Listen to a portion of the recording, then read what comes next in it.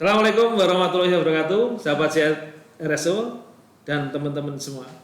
Bertemu kembali dengan kami di Ortho Podcast.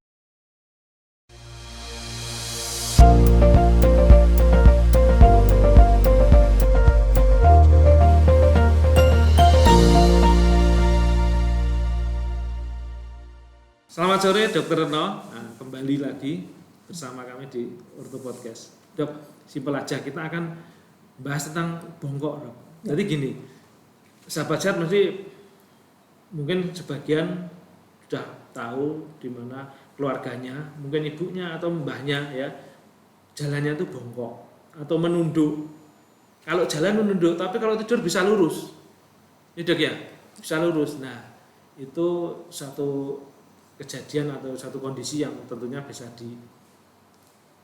dicegah ya untuk generasi sekarang. Itu namanya kita namakan bongkok ya, Dok ya. Ya bongkok atau bungkuk ya. Bongkok atau tapi bungkuk. Bukan menunduk ya. Ya bukan menunduk. Kalau menunduk kan nun sewu. Leher aja kan. Nun sewu, dari nanggung, numpang lewat itu menunduk ya. Jadi ini kondisi tulang belakang itu bongkok ya, melengkung ke depan ketika jalan. Bahkan kebanyakan udah pakai teken atau tongkat atau yang lainnya ya. Itu kondisi-kondisi itu. Nah, bersama kita Dr. Retno Setianing, SPKFR konsultan dari Rumah Sakit Ortopedi, kita akan bahas itu. Ya, Dok ya. Jadi, Dok izin bertanya. Sebenarnya bongkok itu definisinya atau artinya apa, Dok? Ya, kalau istilah kedokteran bongkok itu namanya kiposis ya. Kiposis. Karena ada gangguan postur ya, waktu kita SD sudah dapat pelajarannya. Kalau membungkuk ke depan namanya kiposis ya. Kalau bengkok dilihat dari belakang namanya skoliosis ya. Satu lagi yang melengkung begini namanya lordosis. Sebetulnya kita semua itu memang harus punya, kecuali skoliosis ya. Tapi orang normal kalau berdiri itu bukan lurus seperti tiang telepon, tapi lehernya ada lordosisnya, torakalnya, bagian belakang dari dada itu ada kiposisnya. Itu suatu yang normal. Jadi bukan lurus begini. Nah, yang tadi ditanyakan itu kiposisnya berlebih. Hiperkiposis. Jadi orangnya melengkung begini bongkok. Karena tadi yang ditanyakan lansia ya, biasanya itu disebabkan oleh tulang keropos atau kita sering mendengar namanya osteoporosis. Osteoporosis ya. Tulang keropos. Itu tadi lansia, Bu. Apakah kalau usia anak atau muda itu berisiko? Ya, senang saya. Pertanyaannya sudah melebar ya. Jadi gini, osteoporosis itu ada dua macam secara umum.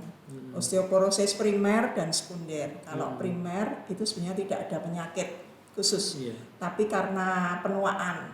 Kalau perempuan ya setelah berhenti haid sekitar 5 tahun biasanya cadangan tulangnya sudah mulai menipis.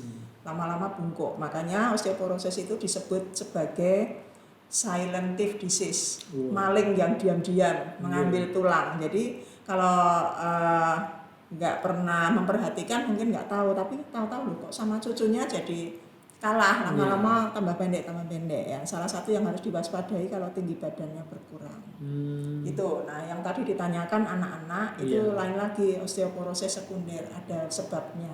Jadi macam-macam bisa menyebabkan osteoporosis, termasuk gangguan ginjal juga bisa menyebabkan osteoporosis. Kemudian yang bawaan juga ada, yang di RSO juga beberapa kali merawat ya, cukup sering osteogenesis imperfecta. Jadi mudah sekali patah, nggak ngapa-ngapain. Dan bentuknya itu Masya Allah, kasihan sekali. Bentuk tulangnya itu sudah patah, bentuknya sudah tidak anatomis lagi ya. Tadi gini Dok, yang mau saya tanyakan juga, apakah bongkok itu bisa terjadi pada anak atau mungkin dari rahim itu sudah terindikasi nanti lahir dia akan bongkok, udah ada. Kalau yang dari rahim itu kan kelainan kongenital ya. Mungkin beda dengan yang kita bahas untuk saat ini ya. Mungkin kita kembali lagi ke membahas tadi yang osteoporosis ya. Kan tadi gimana mencegahnya gitu kan. Nah, artinya kita harus menabung tulang. Termasuk tadi, iya benar. Jadi menabung tulang itu juga menabung uang ya. Karena kalau terjadi osteoporosis, tadi bongkok, nyeri, obatnya mahal, perawatannya jangka panjang, menghabiskan sumber daya yang besar, dan yang penting lagi uang bisa dicari tapi kualitas hidup menurun karena mudah sekali patah, kepleset sedikit patah, cuma ngambil teko agak berat patah, jadi sangat mudah patah. Nah itu yang kita semua harus membantu mensosialisasikan bagaimana supaya osteoporosis itu bisa diperlambat seoptimal mungkin. Mulai kapan? Gitu. Mulai sejak dalam kandungan. Jadi ibu hamil tidak boleh kekurangan gizi ya, tidak terbatas pada kalsium. Vitamin D juga begitu. Ibu hamil harus memperhatikan asupannya. Jadi tidak boleh karena mual sekali. Nah, itu juga harus diantisipasi. Itu. Kemudian setelah lahir ya, anak-anak itu ya biar berkembang dengan baik. Jangan baru jalan sebentar, enggak usah diangkat lagi. Jadi biarkan dia menabung tulang. Caranya apa? Aktivitas fisiknya itu harus menapak. Kalau sering sekali digendong kan dia enggak pernah dapat tekanan tulangnya. Ya, biar aja selama tidak mengganggu ya biar lari lompat-lompat ya. Nah, nanti kalau sudah memasuki usia remaja ya mereka harus mengikuti olahraga. Ya, artinya ada aktivitas fisik. Itu PR yang besar karena sekarang banyak sekali kegiatan yang menimbulkan inaktivitas. Mager ya Bu ya? Ya, mager ya. Nonton drakor, sekian seri.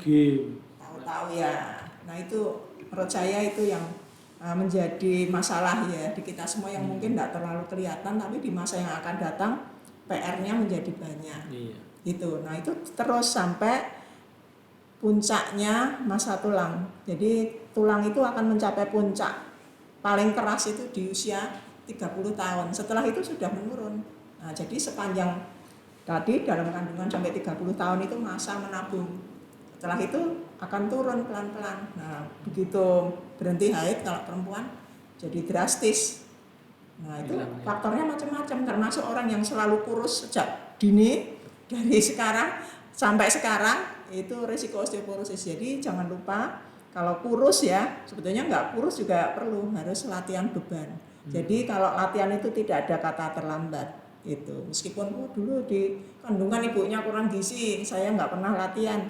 Tapi bisa periksa di rumah sakit ortopedi untuk kepadatan tulang maupun body komposisi. Jadi ketahuan lemaknya berapa persen, ototnya berapa persen. Jadi nanti tahu dokternya kasih program, makannya mesti begini, olahraganya begini. Jadi ototnya bisa naik.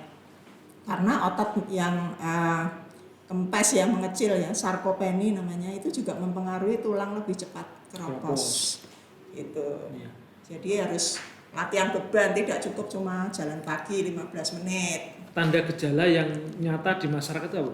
Ketika dia tuh sudah selain usia ya Bu ya, yang dirasakan pada usia ini udah mulai sarkopeni tadi. Iya, satu sarkopeni. Ya. Sama enggak mungkin cepat lelah atau mungkin kalau cepat lelah itu relatif ya. Tapi mungkin kita bisa lihat ya tadi tinggi badan berkurang ya. Betul. Ya, nyeri-nyeri ringan awalnya. Kemudian kalau sarkopeni mungkin bisa lihat. Kalau di pertemuan kita dibagi air mineral bisa buka botolnya apa enggak. Karena salah satu indikatornya pemeriksaan genggaman tangan. Kan kita suka buat di Car Free Day pemeriksaan genggaman tangan. Salah satunya untuk ngecek itu. Yang paling mudah tadi buka botol mineral yang terkunci itu bisa. Ya, harusnya begitu. Yang terkunci atau nutup yang biasa? Terkunci, yang masih buka ya. Kalau sudah terbuka ya gampang. Ini sama fenomena di masyarakat, Dok. Apa itu? Saya bolak-balik sih sama masyarakat nanya itu, Pak, ini kan saya sudah tua gini, biar tulang saya keras, masih bagus lah, minum produk susu tertentu lah namanya ya, kita sebut di sini. Apakah itu bisa menolong atau bisa membantu agar tidak keropos? Ya. Boleh dilihat ya di susu apapun yang mengklaim bahwa dia akan membantu osteoporosis. Bisa dilihat di dusnya, pasti ada tulisannya. Harus disertai dengan aktivitas fisik yang teratur. Nah, itu malah yang penting. Iya, jadi kalaupun minum susu itu tapi tidak ada aktivitas yang teratur ya tidak bisa menuntut. Tidak bisa ke pabriknya. Kalau keropos saya sudah minum 12 sehari. Ya sudah ini apa belum latihan. Gitu. Ya. Ya itu gitu. Jadi jangan mengharapkan sesuatu yang instan. Semua itu perlu perjuangan. Ya. Gitu, Ya, jadi gaya hidup aktif harus selalu disosialisasikan. Ya, selain itu apa? Tidur tepat pada waktunya itu sangat penting karena kita punya namanya circadian rhythm, irama circadian itu orang hidup itu sebenarnya sudah punya jadwalnya. Kapan harus tidur, kapan harus bangun, kapan tensi itu jadi naik, kapan kita paling kuat ototnya. Jadi dengan memakai jadwal itu kita bisa pergunakan. Ini dibahas besok aja Bu ya. Oh, iya. Panjang kalau dibahas. Oke. Mungkin ada pesan khusus untuk anak-anak muda Bu sebelum terlanjur terjadi osteoporosis, kemudian sampai bongkok tadi. Ya, yang jelas nomor 1 jangan mager, ya. Kemudian yang kedua kurangi makanan-makanan yang pabrikan atau olahan. Jadi harus rajin juga makan sayur, makan buah. Harus lalapan yang kita makan. Yang ada di makanan yang kita beli itu jangan dibuang, itu bukan hiasan, itu untuk dimakan. Iya. Itu sangat penting. Kemudian ya tadi menabung tulang terus sampai nanti umur 30 jadi tabungannya banyak biar nggak keropos. Olahraga yang paling ringan yang bagus untuk pencegahan osteoporosis apa Bu? Ya semua olahraga yang menumpuk. Menumpuk. Ya, jadi beda lagi kalau kita bicara dia sudah osteoporosis pasti beda olahraganya. Tapi ini tadi kan untuk meningkatkan kepadatan tulang. Jadi berenang itu tidak meningkatkan kepadatan tulang karena beban tubuh pindah ke air. Tapi bukan berarti dilarang untuk berenang. Jadi tiap olahraga itu punya tujuannya masing-masing. Bersepeda juga tidak terlalu meningkatkan kepadatan tulang kan bebannya di saddle. Ya, jadi boleh jalan, boleh jogging, boleh lompat tali, boleh basket. Apapun. Tuh, dengerin itu anak-anak muda. Ya, jangan sampai terlanjur. Pokoknya yang sudah terlanjur obesitas ya, seperti saya itu ya. Terima kasih Dokter No. Ya. Ada ekstra pertanyaan tadi saya sampai lupa menanyakan masalah olahraganya tadi. Sahabat Sehat Erso, semoga apa yang kami bincangkan siang hari ini bermanfaat bagi saya sendiri pribadi ya, juga bagi sahabat sehat semua. Terutama yang saat ini mungkin punya resiko, semua punya resiko osteoporosis, bukan saya aja. Terima kasih, sampai ketemu di lain topik. Dokter No, salam sehat untuk semuanya. Ortho Podcast.